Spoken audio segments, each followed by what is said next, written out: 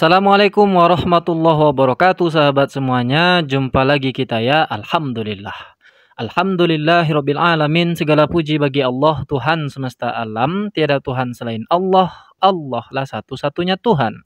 Tuhan yang tiada duanya, duanya saja tidak ada, apalagi tiga. Lalu bagaimana jadinya kalau Tuhan itu dipaksakan tiga, umatnya jadi KP, sahabat. Kukang Prince. Bukan CP ya, bukan Christian Prince. Karena kalau Christian Prince itu hanya mencemari nama orang-orang Kristen. Kita kasih namanya KP, Kukang Prince. Lebih cocok, sahabat.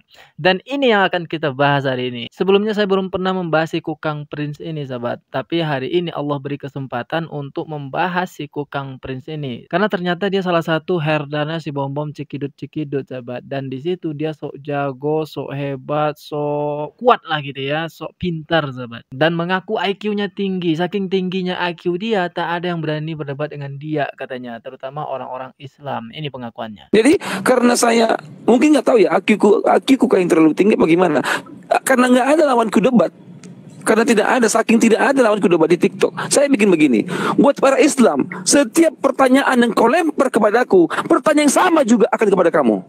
Berani nggak naik diskusi? Jadi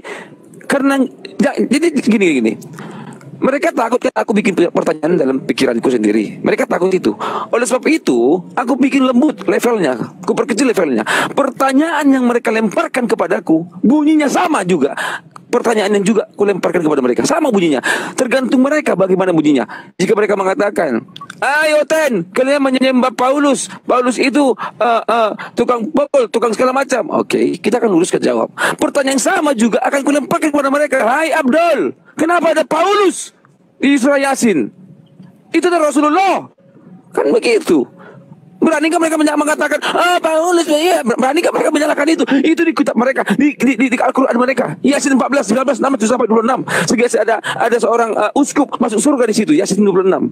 Betul-betul tinggi IQ Kukang Prince ini, sahabat. Saking tingginya IQ seorang Kukang Prince, saya jadi susah membedakan antara mulutnya dengan buntut ayam. Bunyinya juga sama, baunya sama juga. Astagfirullahaladzim. Itu saking tingginya IQ-nya. Katanya begini, kalau kalian mengatakan Paulus ini begini-begini, tukang pukul segala macam, pertanyaan yang sama, nah ini kata kuncinya, sahabat ya, saya lemparkan kepada Anda. Dan apa pertanyaannya itu? Di dalam Al-Quran surah Yasin, kenapa ada Paulus, katanya.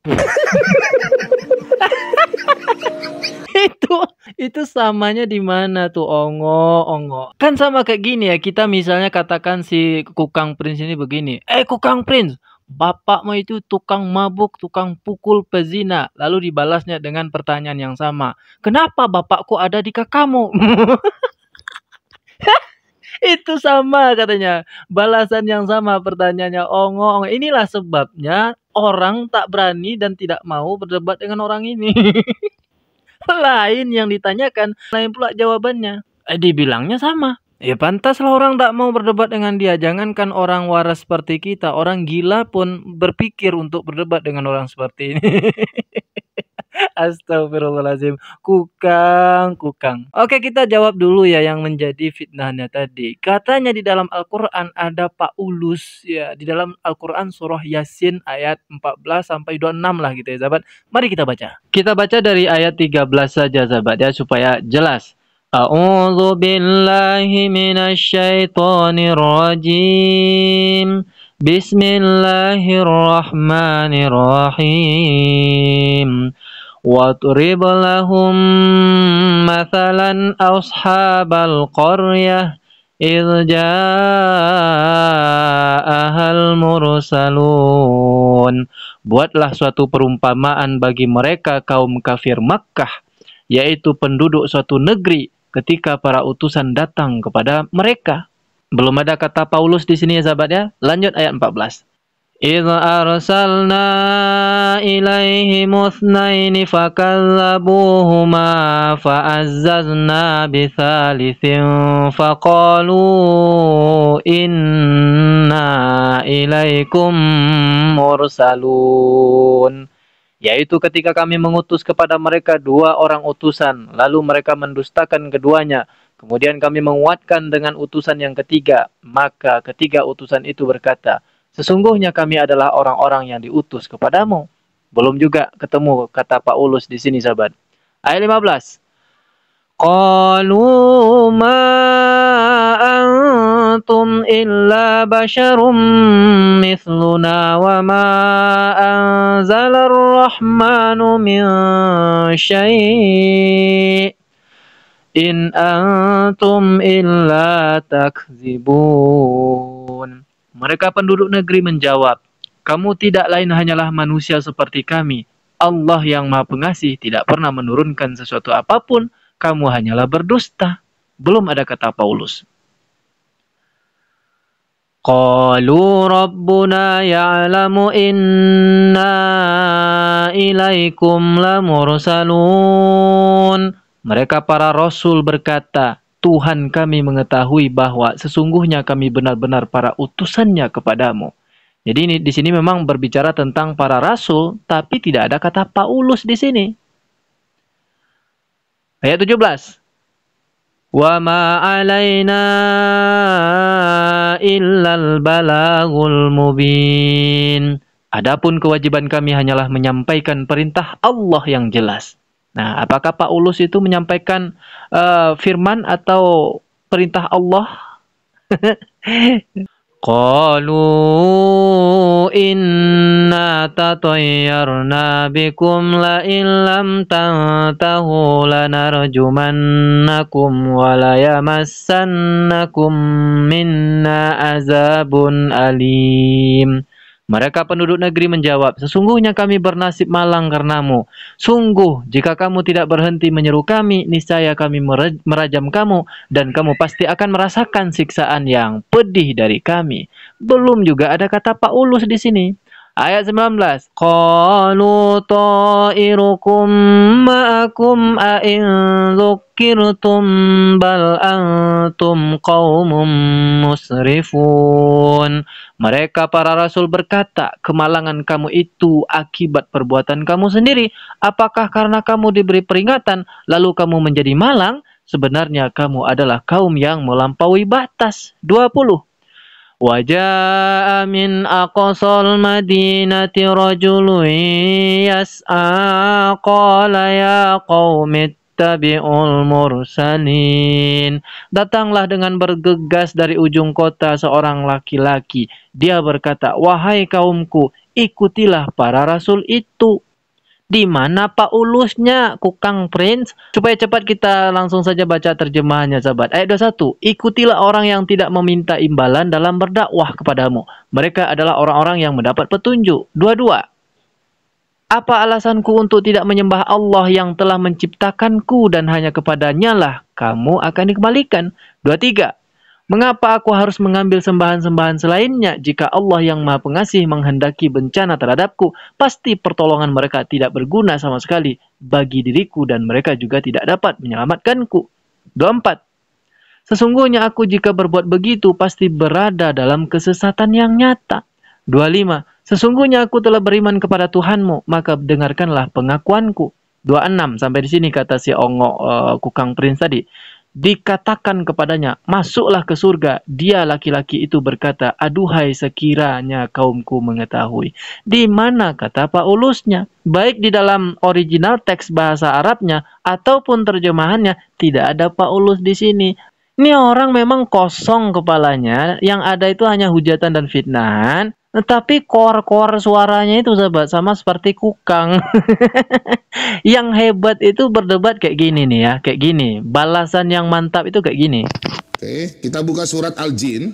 Kecuali kepada Rasul yang diridhoinya, sesungguhnya dia menempatkan penjaga-penjaga malaikat di depan belakangnya. Nah, di sini dikatakan bahwa nabimu dijaga oleh Allah melalui malaikat-malaikat yang menjaganya, depan muka belakang. Pertanyaan saya, Kenapa di dalam hadis ya, hadis Christian Prince bisa buka hadis kah? Bisa. Yang word ayo, oke. Hadis Abu Daud 3912, Nabi kena racun. Ini malaikatnya kemana? Karena gurunya adalah si Kukang Prince, maka si Bom-Bom Cikidut-Cikidut juga menggunakan jurusnya si Kukang Prince. Mengutip-ngutip ayat yang dia sendiri tidak tahu ayat itu tentang apa, lalu memfitnah dan menghujat di situ. Katanya Rasulullah SAW itu selalu dijaga oleh malaikat, mengutip ayat surah Al-Jin. Lalu dikaitkan dengan hadis Rasulullah itu kena racun. Merasa sudah sangat cerdas, ternyata balasan Bang Zuma luar biasa, sahabat. Iya, baik. Bismillahirrahmanirrahim. Nabi kena racun, Nabi kena sihir, itu mah wajar. Karena dia manusia biasa. Kalau Tuhan yang dibunuh, Jawabannya begitu. sabar dong. Adapun yang terkait dengan surah Al-Jin itu bukan masalah sihir atau apa. Ini mengenai penjagaan Allah terkait pewahyuan yang datang kepada baginda Rasulullah Muhammad SAW. Saya buka kamera ya. Rasulullah Muhammad SAW itu kena sihir, itu dia nabi, dia rasul, dia manusia. Ini yang kau harus pikirkan ini. Yohanes 19:30 nih. Maka Yesus diberi secucuk anggur. Hanya sedikit saja racun asam nih. Apa yang tertulis di sini? Jangan ketawa, ini waktu saya. Apa yang tertulis? Ya. Maka meninggallah dia. Meninggal. Tuhan meninggal. Inna lillahi wa inna ilaihi raji'un. Dia pun mati. Tuhan mati, Mama. Kok Tuhan mau mati? Nih, kepecak ayatnya ya. Jadi Al-Hajj ini yang kamu bahas tadi, Rasulullah Muhammad SAW itu kemudian diutus. Nggak usah kirim koin, akhi alumni, nggak usah. Jangan ada umat Islam yang kirim koin, jangan. Nah, di sini saya potong dulu ya, sahabat. Ini juga membantah fitnahan si Bom-Bom Cikidut-Cikidut terhadap Bang Zuma yang mengatakan Zuma itu berdebat di TikTok itu hanya mengharapkan koin. Di sini dibantah langsung oleh Bang Zuma. Jangan kirimkan koin, kata beliau. Karena beliau hadirnya di room si Bom-Bom Cikidut-Cikidut ini hanya untuk menampol pantatnya si Bom-Bom Dut ini, sahabat. Dengan ayat Bible-nya sendiri. Kan dia sok-sokan paham Al-Quran tadi. Dibantah semua. Bahwasanya ayat Al-Quran yang dibawanya dalam debat tadi itu pemahamannya tidak seperti itu. Terbantah. Tapi ketika ayat Bible-nya itu dibacakan oleh Bang Zuma, itu jelas sekali dan tidak bisa dibantah, sahabat. Ini sebenarnya tujuan Bom saya diajak ke sini itu karena itu. Dia pembeli berasnya habis. Nah, ini ya. Rasulullah Muhammad SAW ini diutus oleh Allah. Kemudian tugasnya adalah untuk menyampaikan Al-Quran. Dan iblis tidak akan pernah bisa menyentuh atau memasukkan dalil-dalil di dalam Al-Quranul Karim. Karena Allah menjaganya beserta dengan malaikat. Itu maksudnya. Nah, yang harus kamu perhatikan itu, di dalam agamamu ini, bagaimana kemudian Tuhanmu nih. Lalu mereka meludahi muka Yesus. Mukanya Yesus, Tuhannya Kristen. Lalu memukul Yesus. Ada juga yang menampar Yesus. Oh mama sakitnya hatiku, Tuhanku diludahi mukanya. Kalau Nabi diracun itu biasa, Nabi Zakaria malah dibunuh. Tapi ini Tuhanmu diludahi, sakitnya tuh di sini. Saya berulang kali ya menyaksikan perdebatan yang ini. Itu ketika momen yang ini, sahabat ya, ketika Bang Zuma itu membaca ayat Bible dengan gaya sinden tadi itu. Itu nampol betul ya. Sudahlah ayatnya itu menampol tuduhan dan fitnahannya.